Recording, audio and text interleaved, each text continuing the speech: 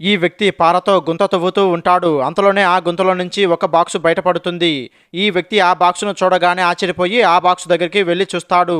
అతని పక్కనున్న వ్యక్తులు ఆ బాక్సును చూసి ఏమైంది సార్, ఏమి దొరికింది అని అడుగుతాడు. అందుకు ఆ వ్యక్తి చెబుతాడు, నాకేమీ దొరకలేదు కానీ వెళ్ళి మీ పని చూసుకోండి అని చెబుతాడు.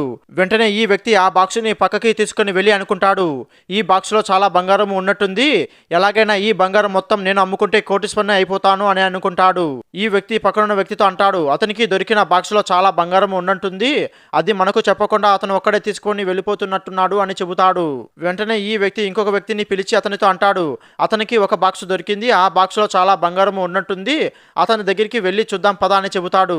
ఈ వ్యక్తి అతని దగ్గరికి వెళ్ళి అతనితో అంటాడు, మీరేం సార్ పని చేయకుండా ఇక్కడ నిలబడ్డాడు అని అడుగుతాడు. అందుకు ఆ వ్యక్తి చెబుతాడు, ఈ రోజు మీకు పని లేదు, ఇప్పుడు మీకు డబ్బులు ఇస్తాను, ఈ రోజు మీరు ఇంటికి వెళ్ళిపోండి అని చెబుతాడు. అందుకు పక్కనున్న వ్యక్తి చెబుతాడు, ఈ రోజు ఈ పని మొత్తం చేసుకొని ఆ తర్వాత మేము ఇంటికి వెళ్తాము అని చెబుతాడు. అందుకు ఆ వ్యక్తి చెబుతాడు, ఈరోజు మీకు పని లేదని నేను చెప్పాను కదా, నా మాట విని మీరు తొందరగా ఇంటికి వెళ్ళి చికెన్ తెచ్చుకొని తిని పడుకోండి అని చెబుతాడు.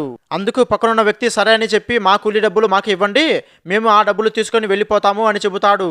అందుకు ఆ వ్యక్తి సరే అని చెప్పి వాళ్ళ కూలీ డబ్బులు వాళ్ళకి ఇచ్చి వాళ్ళని ఇంటికి పంపిస్తాడు. వాళ్ళ ముగ్గురు వెళ్ళిపోయిన తర్వాత ఈ వ్యక్తి ఆ బాక్సుని తీసుకొని అక్కడ పెట్టి సుత్తితో ఆ బీగాన్ని పలకొడతాడు. ఆ బాక్స్ లోపల ఏముందో తెలుసుకోవాలి అంటే పట్టుటు అని కామెంట్ చేయండి.